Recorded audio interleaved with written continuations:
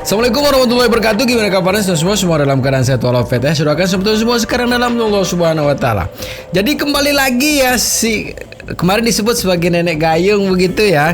Ini tampil lagi dalam sebuah acara yang membuat saya ini semakin menarik gitu ya.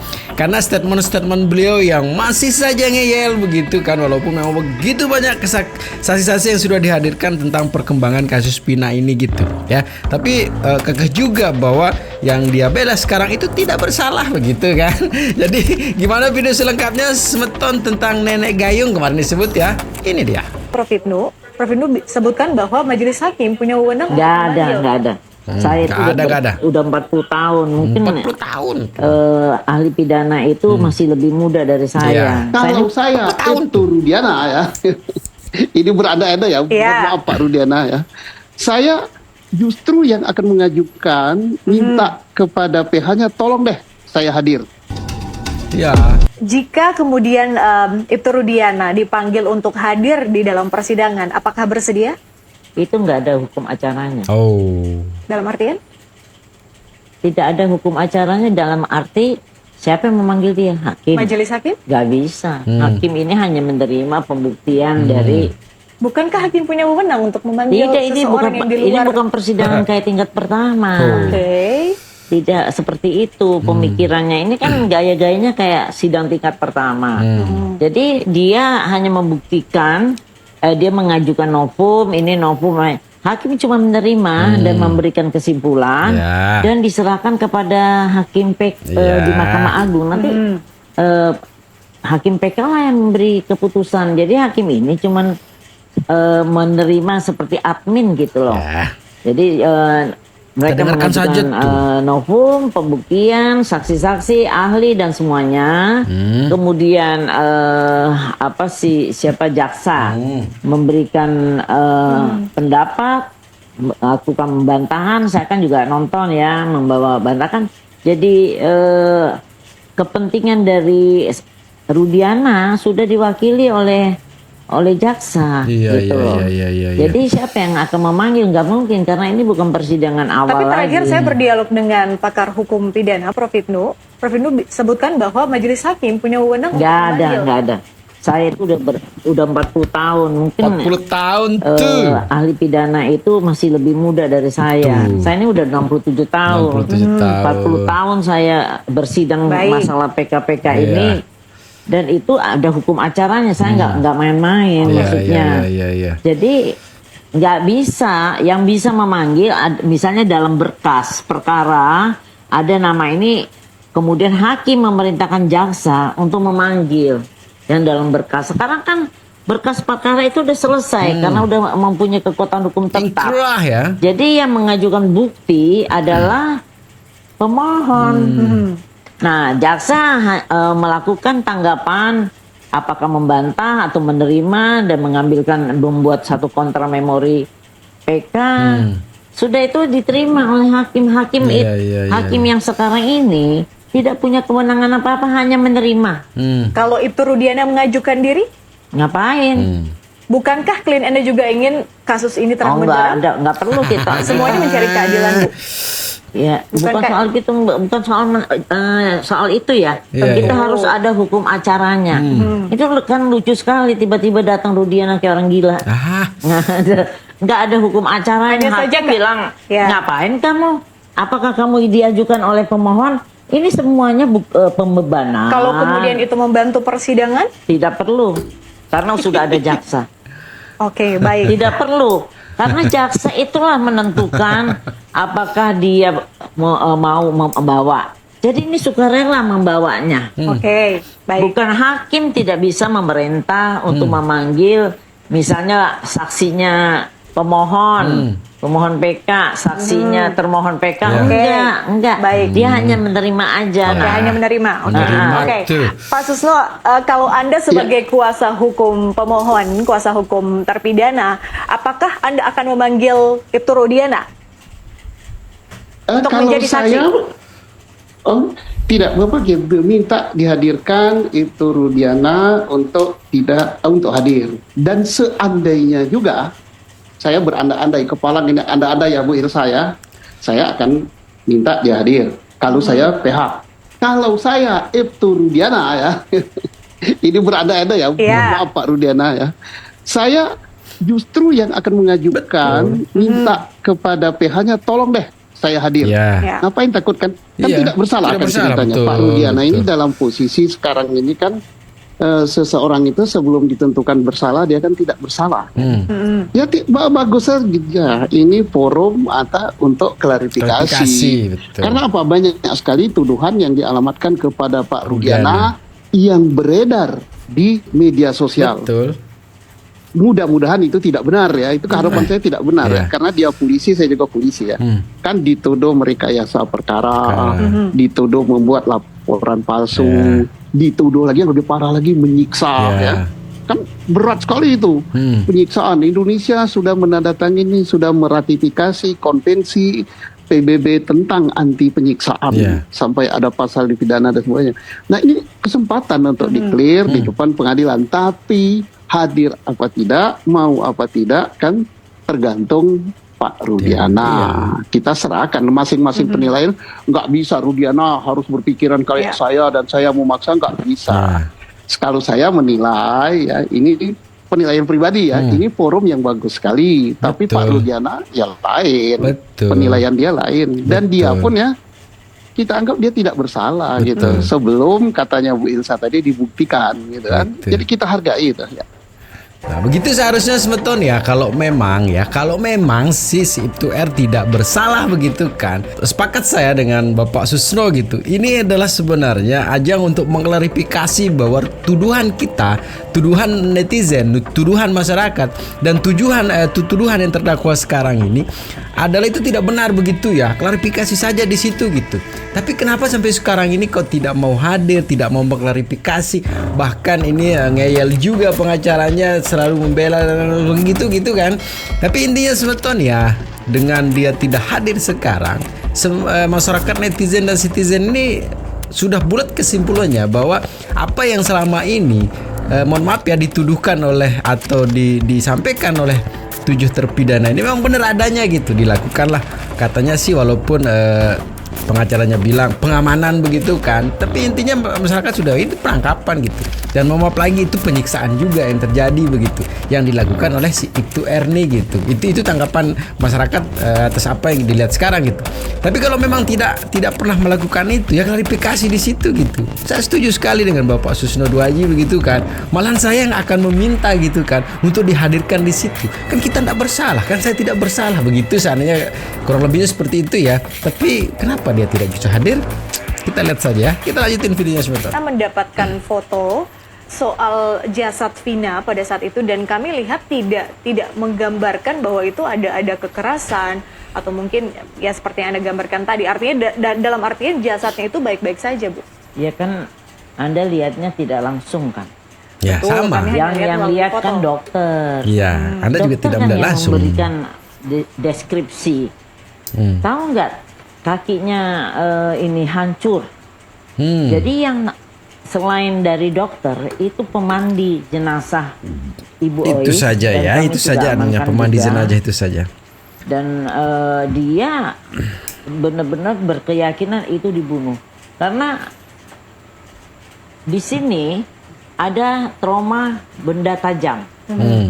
Ya, ada 2 garis di sini dan dijahit. Kemudian di punggung ini ada tulisan V. Ini yang bicara dokter forensik loh. Terus kemudian di belakang, paha belakang itu 19 cm dan dijahit oleh dokter, oleh polisi lagi.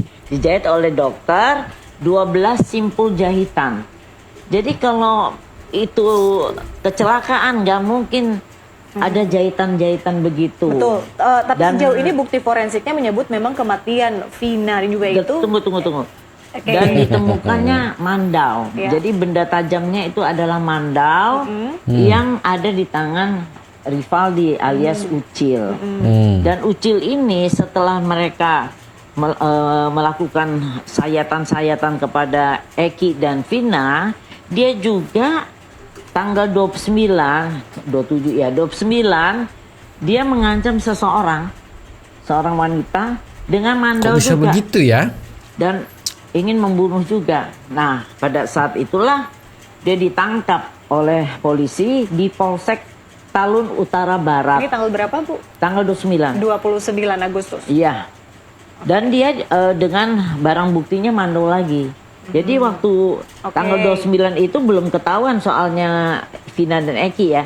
Dia itu ada dalam tahanan. Jadi waktu 8 ini diamankan, kemudian setelah dicek oleh Kasat Serse 1x24 jam, satu orang dilepas karena memang tidak. Oh nggak bener nih keterangan Bu Elsa ini, nggak bener ini ya, nggak bener ya.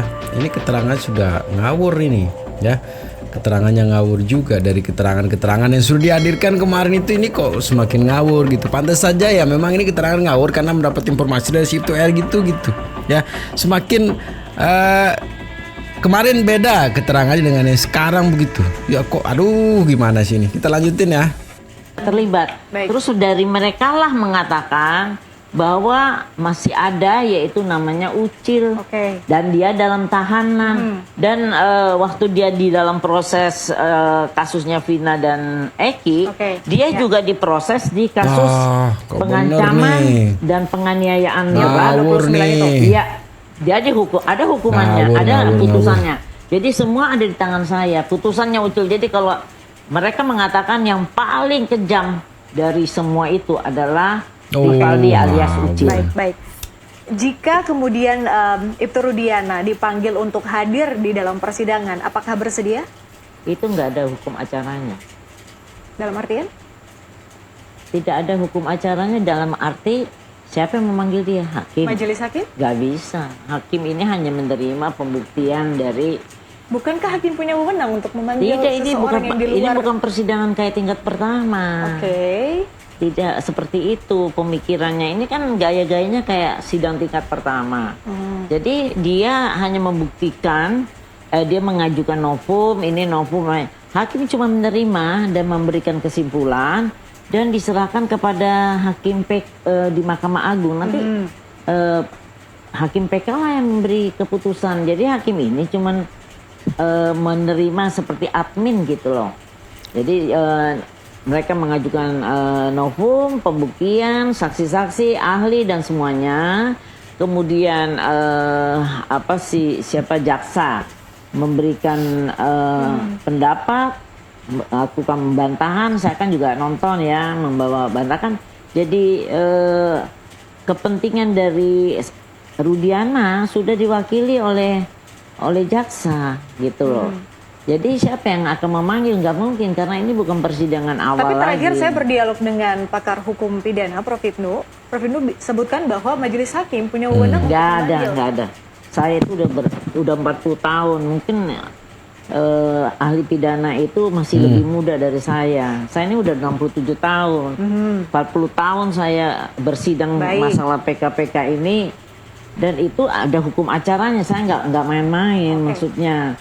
Jadi nggak bisa, yang bisa memanggil misalnya dalam berkas perkara ada nama ini, kemudian hakim memerintahkan jaksa untuk memanggil yang dalam berkas. Sekarang kan berkas perkara itu udah selesai karena udah mempunyai kekuatan hukum tetap. Jadi yang mengajukan bukti adalah pemohon. Nah, jaksa melakukan tanggapan apakah membantah atau menerima dan membuat satu kontra memori PK. Sudah itu diterima oleh hakim. Hakim yang sekarang ini tidak punya kewenangan apa-apa, hanya menerima. Kalau Ibtu Rudiana mengajukan diri, ngapain? Bukankah klien Anda juga ingin kasus ini terang benderang? Nggak perlu kita. Semuanya mencari keadilan, Bu. Ya, bukan soal gitu, bukan Kacau soal, ya. soal itu nih. ya. Tentu. Kita harus ada hukum acaranya. Itu kan lucu sekali tiba-tiba datang Rudiana kayak orang gila. Nggak ada hukum acaranya. Ada saja Hakim bilang, ngapain kamu? Apakah kamu diajukan oleh pemohon? Ini semuanya pembebanan. Kalau kemudian itu membantu persidangan? Tidak perlu, karena sudah ada jaksa. Oke, baik. Tidak perlu ya katanya tuh ya. Ya sebenarnya sih, aduh. Padahal hukum bukan masalah berapa umurnya begitu kan dalam menentukan nama-nama Lisa, bagaimana hukum itu terjadi gitu sih. Kemarin sih Ibnu juga sudah sampaikan juga kemarin ya, di video saya juga ada tuh ya. Tapi inilah bukti dari kengeyelannya begitu ya, kengeyelannya yang menurut saya sih kita sebagai masyarakat awam saja itu bisa loh ya menilai itu bahwa apa yang disampaikan sekarang ini kok ngawur begitu ya.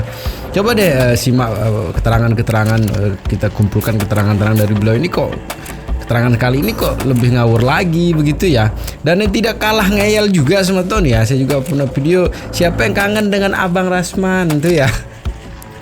Jadi gimana untuk Abang Rasman ini semeton ya, ngeyel juga gitu ya, kita saksikan ini dia. Itu racun. Iya, racun. Ya. Dituduh oleh para netizen, termasuk Kak Elsa atau Bu Elsa ini, bahwa kami ini dianggap antek-anteknya polisi, kira-kira gitu Kak ya. Sehingga kita dibully. Bahkan saya Kak, saya sebelum Kakak nyampe di kantor saya tadi, itu masih ada teror masuk ke saya. Masih Kak. Dan itu tidak masalah bagi saya, karena menurut saya ini demokrasi sepanjang tidak keterlaluan. Entah itu advokat apa yang memuji-muji tahan mati bahwa polisi itu sudah benar sesuai prosedur gini-gini. Soalnya ada advokat yang mau rindu benar ketemu saya gitu. Dianggap saya tidak cinta polisi, dialah yang paling cinta. Dia nggak ngerti polisi kok. Itu racun. Iya, racun. Ya, polisi mohon ya. Iya. Mulai dari level Kapolri sampai level bawah, jangan terlalu senang dengan dipuji-puji. Bahwa sudah benar ini gini-gini, nggak usah lah. Kalian-kalian yang menyinyiri saya, jangan bersenang hati. Kenapa? Karena putusan boleh dibacakan, tapi bukan berarti apa yang dilakukan selama ini oleh saya sebagai seorang praktisi dan kuasa hukum 2 orang merupakan anti negeri, sehingga saya harus mati berputusan. Jadi gitu Sultan ya. Kali ini sih sebenarnya membuat apa yang kita tonton sekarang ini membuat kita semakin kesal gitu kan, semakin gemas gitu kan dengan ulah para pengacara gitu. Gimana kita tidak berkesimpulan dan punya persepsi liar semeton ya dengan apa yang kita saksikan gitu dari pengacara seperti ini gitu. Ya, saya sih kembali lagi setuju dengan apa yang disampaikan oleh Bapak Susno Duaji gitu kan. Karena bagaimanapun juga masyarakat netizen dan citizen mengalamatkan bahwa si itu gitu. Kalau memang itu tidak benar, klarifikasi gitu.